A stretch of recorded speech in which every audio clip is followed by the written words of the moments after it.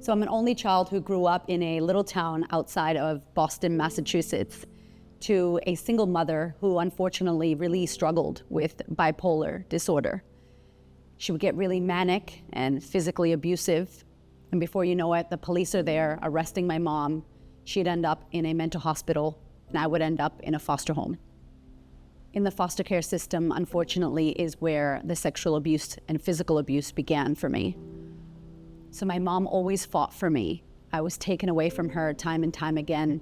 She never gave up on me, and she, till this day, is really my hero. And at 16 years old, I met my high school sweetheart, Giovanni. We joined the military. He joined the Marines, and I joined the US Army. Gio, unfortunately, went to Iraq. That was when the war in Iraq happened. When I came back, we moved to California. So when he came back from war, thankfully, we decided to move again across the country. During the day I was in the military, it was a crazy life, but I feel like we were finding a bit of balance there. One night, a friend of ours called us and said, hey, come out for drinks. So we drove to this club, drank way more alcohol than what we should have, and got into the car. We were going about 180 miles per hour, which is about 240 kilometers an hour.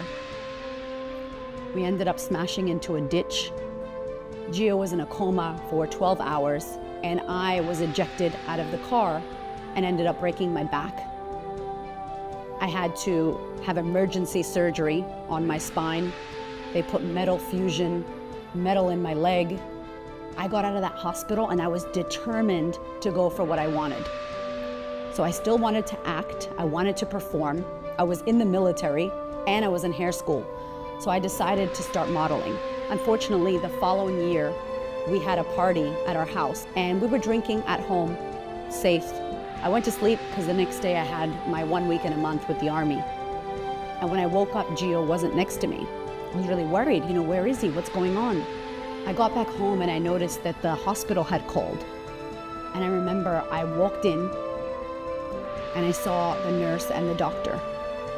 And they just looked down. And they said to me, I'm so sorry, he didn't make it.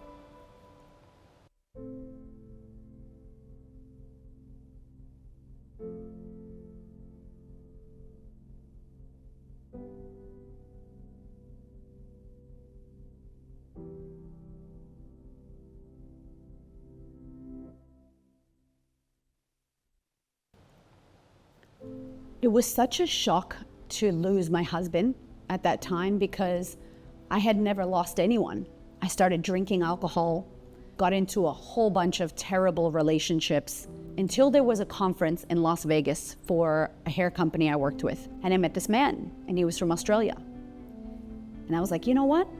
Cool, this guy's different. I've never met anyone from Australia. I don't even know where Australia is.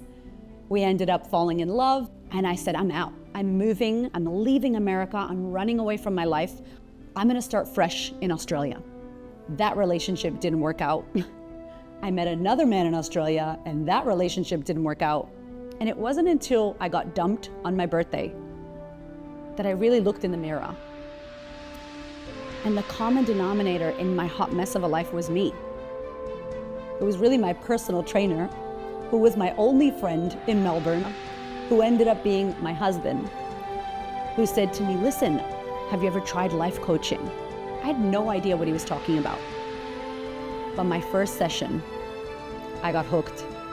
I went to seminars, personal development, business development, healing, retreats, you name it, I did it. I wanted to help women do this. When I moved to Melbourne, I became a fashion stylist and I started running these confidently styling workshops for women. So by this time, Hamish and I have a son and I was pregnant with my second son, Nava.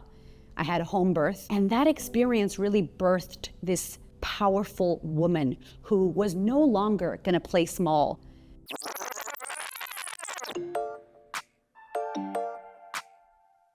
I was so on fire for supporting women who had went through similar things as me, who were lacking confidence, who were not showing up, speaking up, standing up, and owning who they were. It's time that we create our confidence. It's time for us to stand up. And I am honored to be able to share this message here with you today.